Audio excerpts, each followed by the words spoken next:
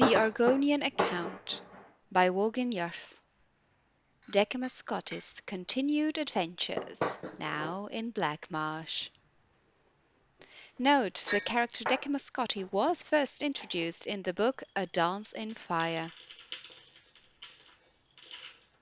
Book 1.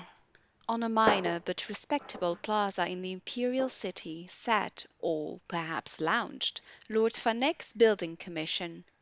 It was an unimaginative, austere building, not noted so much for its aesthetics or architectural design as for its prodigious length. If any critics wondered why such an unornamented, extended erection held such fascination for Lord Fanek, they kept it to themselves. In the 398th year of the Third Era, Decumus Scotti was a senior clerk at the Commission. It had been a few months since the shy, middle-aged man had brought Lord Fanek the most lucrative of all contracts, granting the Commission the exclusive rights to rebuild the roads of Valenwood, which had been destroyed in the 5-year war. For this he had become the darling of the managers and the clerks, spending his days recounting his adventures, more or less faithfully, although he did omit the ending of the tale, since many of them had partaken in the celebratory Umthrapa roast provided by the Silenzri. Informing one's listeners that they've gorged on human flesh improves very few stories of any good taste. Scotti was neither particularly ambitious nor hard-working, so he did not mind that Lord Fanek had not given him anything to actually do. Whenever the squat little gnomish man would happen upon Decumus Scotti in the offices, Lord Fanek would always say, "You're a credit to the Commission. Keep up the good work." In the beginning, Scotti had worried that he was supposed to be doing something, but as the months went on, he merely replied, "Thank you, I will." There was, on the other hand, the future to consider. He was not a young man, and though he was receiving a respectable salary for someone not doing actual work, Scotti considered that soon he might have to retire and not get paid for not doing work.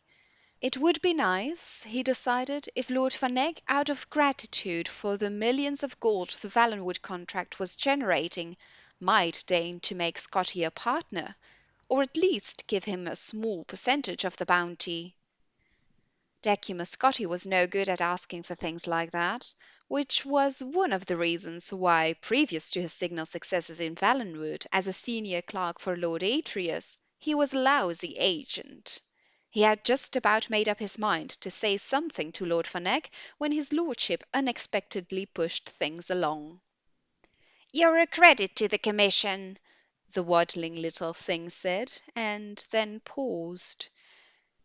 "Do you have a moment free on your schedule?" Scotti nodded eagerly, and followed his lordship to his hideously decorated and very enviable hectare of office space. "Zenithar blesses us for your presence at the Commission," the little fellow squeaked grandly. "I don't know whether you know this, but we were having a bad time before you came along. We had impressive projects for certain, but they were not successful. In Blackmarsh, for example, for years we've been trying to improve the roads and other routes of travel for commerce. I put my best man, Flessus Tijo, on it, but every year, despite staggering investments of time and money, the trade along those routes only gets slower and slower. Now we have your very clean, very, very profitable Valenwood contract to boost the Commission's profits. I think it's time you were rewarded." Scotti grinned, a grin of great modesty and subtle avarice. "I want you to take over the Blackmarsh account from Flessus Tijo." Scotti shook, as if awaking from a pleasant dream to hideous reality. "My lord, I couldn't—" "Nonsense," chirped Lord Fanek. "Don't worry about Tijo. He will be happy to retire on the money I give him. particularly as soul-wrenchingly difficult as this Blackmarsh business has been. Just your sort of a challenge, my dear Decumus." Scotti couldn't utter a sound, though his mouth feebly formed the word "No," as Lord Fenwick brought out the box of documentation on Blackmarsh. "You're a fast reader," Lord Fenwick guessed. "You can read it all en route." "En route to—" "Blackmarsh, of course," the tiny fellow giggled. "You are a funny chap. Where else would you go to learn about the work that's being done, and how to improve it?" The next morning, the stack of documentation hardly touched, Decumus Scotti began the journey south-east to Blackmarsh. Lord Fenwick had hired an able-bodied guard, a rather taciturn Redguard named Mylick, to protect his best agent.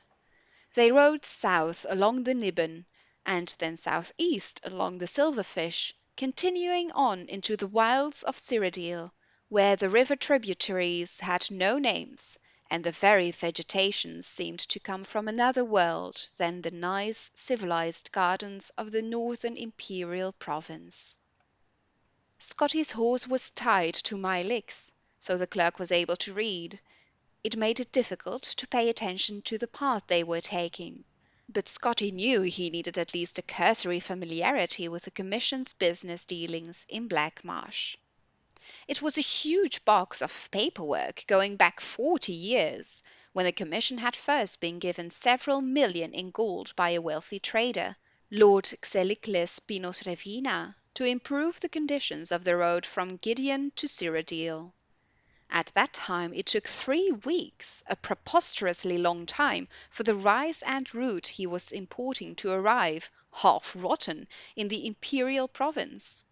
Pinos Revina was long dead, but many other investors over the decades, including Pelagius IV himself, had hired the Commission to build roads, drain swamps, construct bridges, devise anti-smuggling systems, hire mercenaries, and, in short, do everything that the greatest empire in history knew would work to aid trade with Blackmarsh.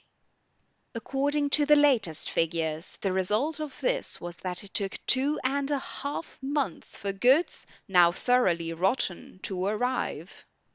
Scotty found that when he looked up after concentrating on what he was reading, the landscape had always changed, always dramatically, always for the worse. "This is Blackwood, sir," said Mylick to Scotty's unspoken question. It was dark and woodsy, so Decumus Scotti thought that a very appropriate name. The question he longed to ask, which in due course he did ask, was, "What's that terrible smell?" "Slow Point, sir," Mylick replied as they turned the next bend, where the umbrageous tunnel of tangled tree and vine opened to a clearing. There squatted a cluster of formal buildings in the dreary imperial design favored by Lord Fenwick's commission and every emperor since Tiber, together with a stench so eye-blindingly, stomach-wrenchingly awful that Scotty wondered suddenly if it were deadly poisonous. The swarms of blood-colored, sand-grain-sized insects obscuring the air did not improve the view. Scotty and Mylick battered at the buzzing clouds as they rode their horses towards the largest of the buildings, which on approach revealed itself to be perched at the edge of a thick black river.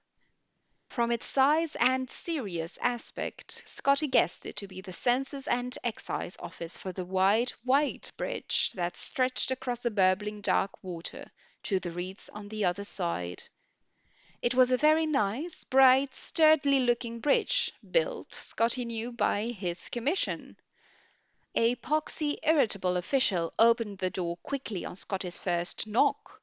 Come in, quickly! Don't let the flesh flies in!" "Flesh flies?" Decumus Scotti trembled. You mean they eat human flesh?" "If you're fool enough to stand around and let them," the soldier said, rolling his eyes. He had half an ear, and Scotty, looking around at the other soldiers in the fort, noted that they all were well chewed. One of them had no nose at all to speak of. "Now, what's your business?" Scotty told them, and added that if they stood outside the fortress instead of inside, they might catch more smugglers. "You better be more concerned with getting across that bridge," the soldier sneered.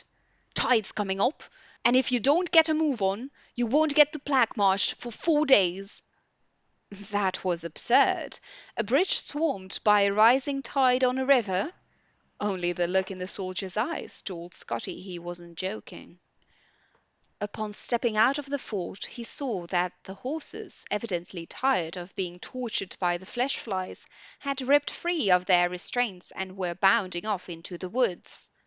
The oily water of the river was already lapping on the planks, oozing between the crevices. Scotty reflected that perhaps he would be more than willing to endure a wait of 4 days before going to Blackmarsh, but my leg was already running across. Scotty followed him, wheezing. He was not in excellent shape, and never had been. The box of commission materials was heavy. Halfway across he paused to catch his breath, and then discovered he could not move. His feet were stuck.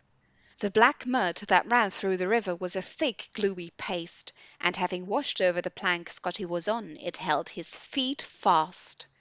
Panic seized him. Scotty looked up from his trap and saw my leg leaping from plank to plank ahead of him, closing fast on the reeds on the other side. "Help!" Scotty cried. "I'm stuck!" My leg did not even turn around, but kept jumping. "I know, sir. You need to lose weight." Decumus Scotti knew he was a few pounds over, and had meant to start eating less and exercising more, but embarking on a diet hardly seemed to promise timely aid in his current predicament. No diet on Nirn would have helped him just then. However, on reflection, Scotty realized that the Redguard intended that he drop the box of documents, for my leg was no longer carrying any of the essential supplies he had had with him previously. So, with a sigh, Scotty threw the box of commission notes into the glop, and felt the plank under him rise 1/4 inch, just enough to free him from the mud's clutches. With an agility born of extreme fear, Scotty began leaping after my leg, dropping onto every third plank and springing up before the river gripped him. In 46 leaps, Decumus Scotti crashed through the reeds onto the solid ground behind my leg, and found himself in Blackmarsh. He could hear behind him a slurping sound as the bridge and his container of important and official records of commission affairs was consumed by the rising flood of dark filth, never to be seen again.